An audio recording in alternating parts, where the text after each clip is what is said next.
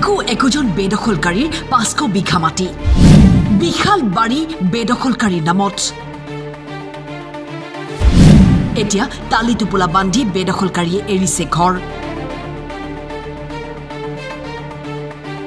তামুলৰ বাৰী এৰি পলাইছে বেদখলকাৰী মানুহতকৈ মাটি একোজনে উৰিয়াম ঘাটত মাটি দখল কৰি থৈছে 500 বিঘা 300 বিঘা সাউক উৰিয়াম ঘাটৰ এই দৃশ্য বেদখলকাৰীৰ বৃহৎ তামুলৰ বাৰী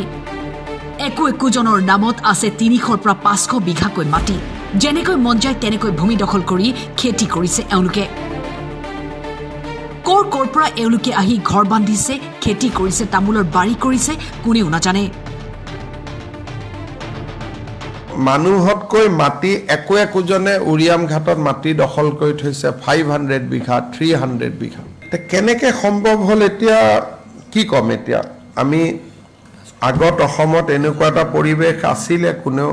আপোনালোকেও আজিলৈকে দেখুৱা নাই পলিটিচিয়ানেও কোৱা নাই ডিচিয়েও কোৱা নাই এতিয়া ক'ব লাগিব যে অসমৰ মানুহে সাৰেণ্ডাৰ কৰি বহি আছিলে বহুত মানুহে যি কৰে কৰক বুলি লামডিঙত যেতিয়া হ'ল তাতে আদা খেতি আছিলে এজন বা দুজন মানুহে মাটিখিনি প্ৰথম ইয়াৰমাৰ্ক কৰি লয় কৰি তেওঁলোকে এই মানুহখিনিক লৈ আহে আৰু তেওঁলোক মাটিৰ মালিক হ'ব নোৱাৰে তেওঁলোকে এটা দৰমহা পায় খেতিৰ উৎপাদিত বস্তুখিনি মাতব্বৰজনক দিব লাগে আৰু অহাৰ পিছত আমাৰ যে লোকেল এমএলএ সকল আছে তেওঁলোকে এইখন এখন আছিলে অভয়াৰণ্য এটা আপোনালোকে চাওক ইমান ডাঙৰ তামুল খেতি কৰি পেলালে অসমত কতো ইমান ডাঙৰ তামুল খেতি নাই গছ গছনি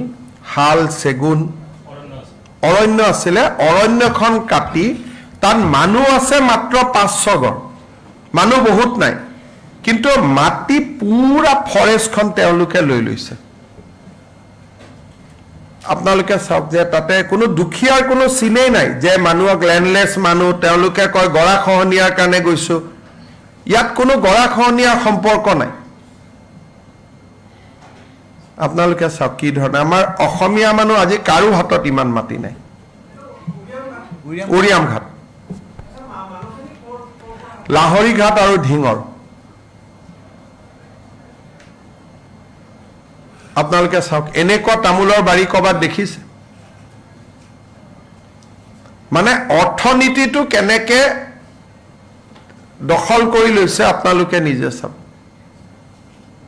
আৰু গোটেইখন তামুলৰ বাৰী হাজাৰ হাজাৰ বিঘা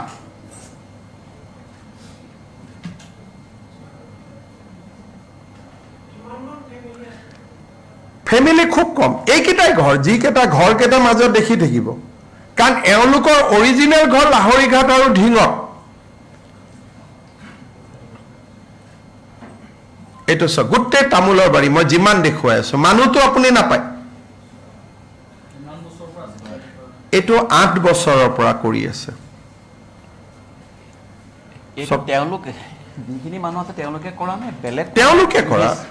বেলেগ ইনভেষ্ট আছে ইনভেষ্ট কোনোবাই এতিয়া চাওক এইটো ইয়াতে যিবিলাক মানুহে লৈ আহে তেওঁলোকৰ চলে এটা মাতব্বৰ সিস্টেম এজন মালিক থাকে আৰু মালিকৰ আন্ডাৰত মানুহ কেজন থাকে কিন্তু যেতিয়া লাহে লাহে তেওঁলোক ভোটাৰ হৈ যায় এমএলএ এটা পলিটিক্যাল পাৱাৰ হৈ যায় তেতিয়া লাহে লাহে মাতব্বৰীটো আৰু নতুন মাতব্বৰো সৃষ্টি হয় তাৰ ভিতৰতে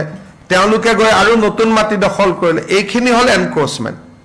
থাকিবৰ কাৰণে মাটিটো ব্যৱহাৰ কৰা নাই যেটো আমাক ইমপ্ৰেছন দিয়ে গৰাখহনীয়াত খেদা মানুহ উপায় নাপাই গৈ আছে হেতু লগত ইয়াৰ কোনো সম্পৰ্ক নাই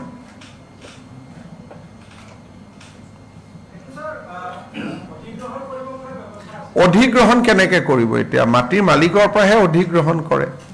আৰু এটো ফৰেষ্টৰ মাটি আমিতো চৰকাৰে কেতিয়া অধিগ্ৰহণ কৰিব নোৱাৰো ফৰেষ্টে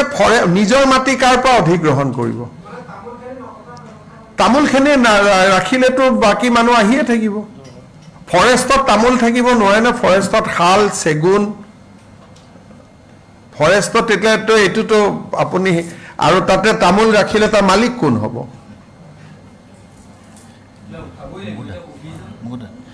হৈ যাব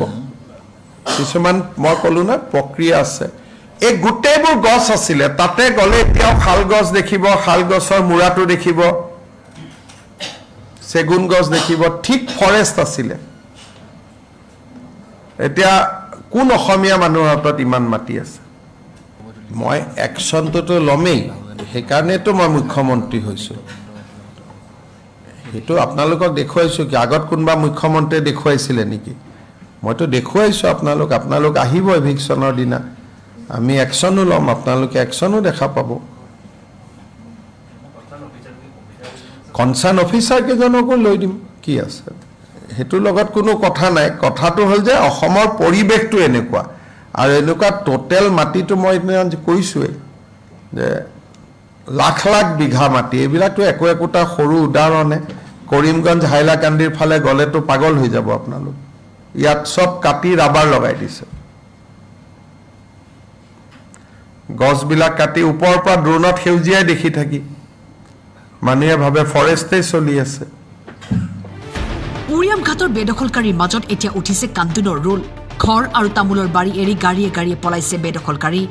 বুলডোজাৰৰ কোপ পৰাৰ পূৰ্বেই এৰিছে ঘৰবাৰী তামোলৰ বাৰী এৰি কান্দিছে উচ্ছেদিতই সৰু পথাৰৰ বিধায়কে শ্বেয়াৰ কৰিলে এই ভিডিঅ'